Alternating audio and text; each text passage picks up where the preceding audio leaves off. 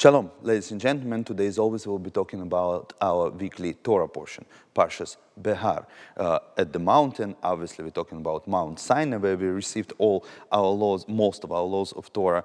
But finally, we have our real first Torah portion, full of national pride, full of Zionists, full of our connection to the land. It's not whatever it was before, full of temple offerings that are prototype of today's liturgy. Those are prayers. It's for Orthodox. It's not whatever we read about social justice and kindness and social order. This is for liberals. We're learning this week about the parsha that dedicated to the Holy Land, how we as a Jewish people connected to the Holy Land. And the second sentence in our parsha begins with the words that when you come to the land that God promised you and you will inherit it, and then it talks about different laws of agriculture. This is the first time when the Torah connects the land of Israel, the Jewish people, the people of Israel, and the Torah as a binding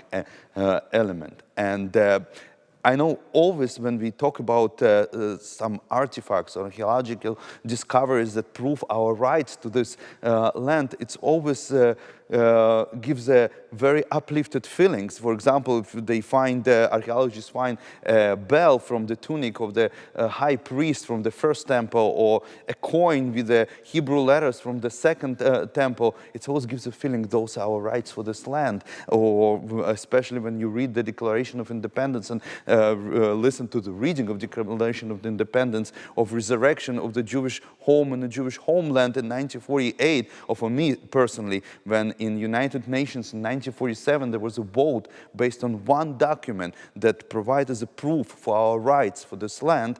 This is a quote from the book of Bereshit, when God promises this land to Abram and his children, to us.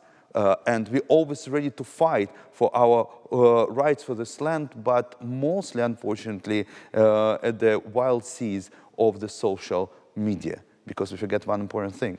It's not only about rights. It's about obligations. Yes, we do need this all Orthodox things like going to synagogue, praying, and Torah. This is what kept Jewish people to be here. This is what we were brought here to this world. This is what it means to be holy, and we need the social system and social justice based on the Torah laws. This is all part of whatever we read 2 weeks ago about being holy people. Holy people, it's not some kind of spiritual nation. No, it means dedicated, to be holy at the field as well as the yeshiva, at the synagogue as well as a marriage bed, at the tank as well as in office.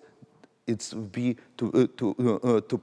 pursue our obligations, and when we fulfill our obligations, then we will not have a question about our rights to the Holy Land, the land of Israel. Thank you very much. I see you next week.